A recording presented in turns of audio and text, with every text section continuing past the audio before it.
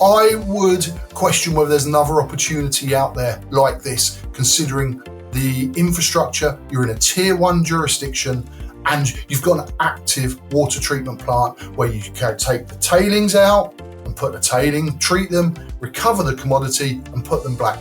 Time and time again, we're proving up our thesis to this market, and the market's doing its damnedest to hold us away. Now, I found the keys that unlock that, and we don't necessarily have to include the market in that journey. What we do is bring our shareholders on that journey, and we've just found the project that enables Panther Metals to do that.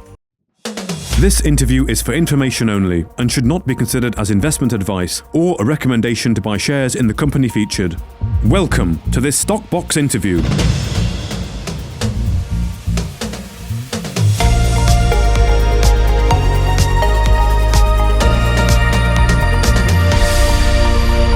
Well, back again for the hat-trick, I guess, is Darren Hazelwood, the CEO of Panther Metals. News from the tailings at the new project Winston. So, I mean, this is pretty significant, Darren, from reading that news there, particularly the vast amount of commodities that are included with all pretty awesome grades, I would say. But, you know, tell us a bit about it.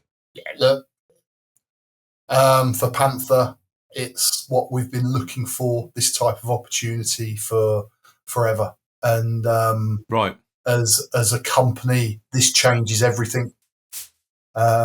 Investors need to know that the focus now is on these tailings for very good reason, Mark. Well, you say it's it's your best hopes, really. That's what you said in the RNS, your best hopes here. So, I mean, I don't know if you can emphasize how significant it is, these grades that are coming back, and what's the value that's in these tailings alone. Well, look, the tailings themselves contain hundreds and hundreds of millions of dollars worth of commodity. Right. American dollars.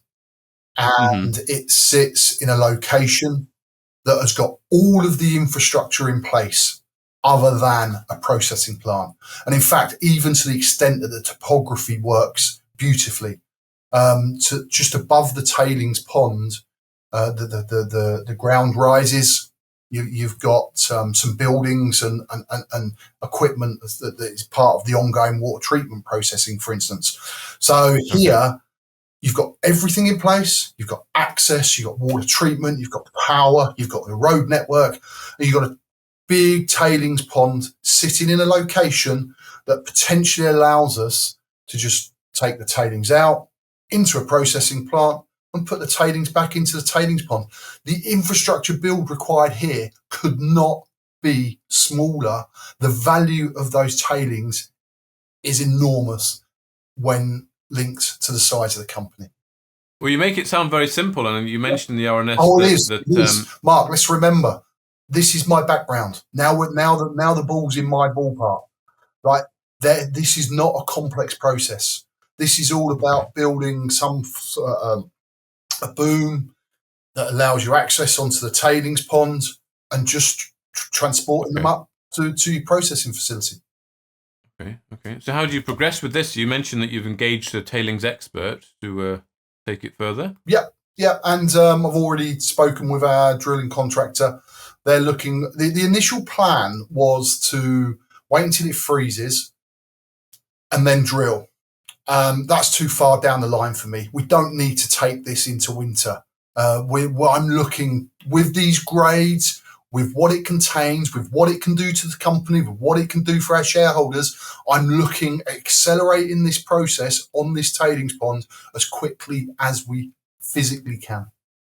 Right, so no need to do any drilling to get a resource. You're very happy with what you're seeing at the moment, and just as soon as you can get it into a process. No. We will be drilling the pond, but only it'll be off of some form of boom or something like that. So we'll do it in the short term, and that's what the drilling contractor's working off, and that will give us the ability to define in dollar terms just what we believe it contains.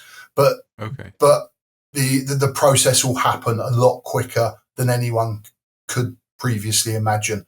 And what you've got to remember with these results as well, Mark, which is incredibly exciting, is that there's a lot of organic material in these tailings. Because I was on the program, there was only 2 of us, and we only just in the tank managed to just pinch the surface, so go down a maximum of sort of 300 mil or 30 centimeters. And because of that, the very top fine layer in a lot of the samples was organic material that had settled, because this pond's been there 30, 40 years.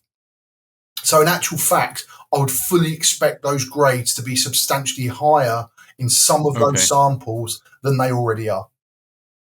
But you say that you're confident in saying there's hundreds and hundreds of millions of US dollars basically sat in this tailings pond, which then... Legally, I couldn't say it if I didn't have evidence pointing to that. Now, what your background to this is, if you look at the 2021 feasibility study, in there it contains the reported recoveries when this mine was processing. So from that, we can deduce what we believe went into the tailings pond. Right, and from that information, we're actually already seeing a correlation. Some are exceeding, but we're anomalous on just about every single sample across the 14 samples that we took. Okay. So the next step is to do some drilling to sort of back that up, and then look as soon as you can to expedite that process. But it would be drilling, metallurgical work to see what we can recover, because that's one thing that we have to caveat this with, is that we don't yet know what we can potentially recover from the tailings. Sure. Now, I would say that the gold, for instance, these samples went in 2 weeks ago, and we got the gold results very quickly, and the following results come through within the last day or so. But that would give me an indication that separating the gold is not a problem, but gold is done slightly differently. But no, it's there. We've got it.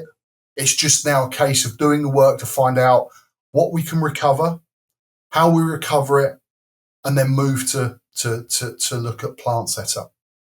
Okay.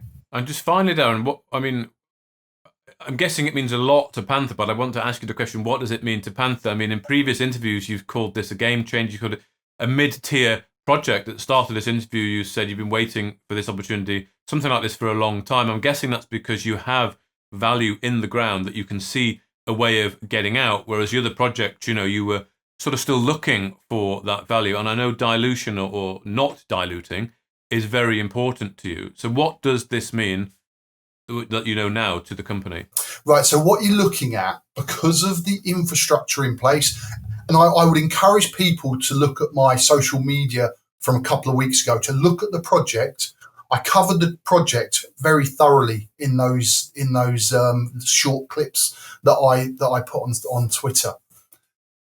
When you look at that, and what implication is this for the business? Now, remember that we've got an option over the PIC deposit, combined with a Winston mine site from the 2021 feasibility study that has, with an 8% discount, an NPV of 176 million CAD. It has an EBITDA of 67 million per year for the 8.5-year mine life. That is just on the PIC deposit. This is completely separate and the bonus on top. But that mine site capex build from the 2021 feasibility study was circa 150 million Canadian, or US dollars, about $110 million. So when you've now got a tailings pond that has all the water treatment in place, it has all the access in place, it has electricity on site, it has buildings on site. So you're just looking at setting up a treatment plant for the tailings on their own. You've got extraordinarily low capex that has the ability to provide the cash flow to actually build a mine build.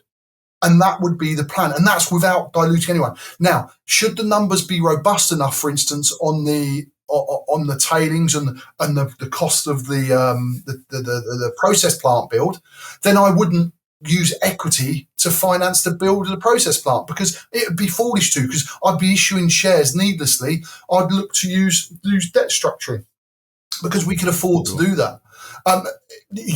I would question whether there's another opportunity out there like this, considering the infrastructure. You're in a tier 1 jurisdiction, and you've got an active water treatment plant where you can take the tailings out and put the tailing, treat them, recover the commodity and put them black. Yes, it all has to be caveated with metallurgical work and what can we actually recover. And that then gives us cash flow, not just potentially for a mine build, it gives us cash flow for exploration. We had a nice announcement on Awkward this week.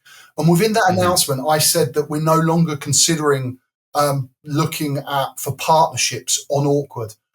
And part of that thinking and part of that thought process is that we're looking at the potential for cash flow that means that we can push that project forward on our terms. We're not forced into low ball deals anymore. We're not forced into a low ball market offers.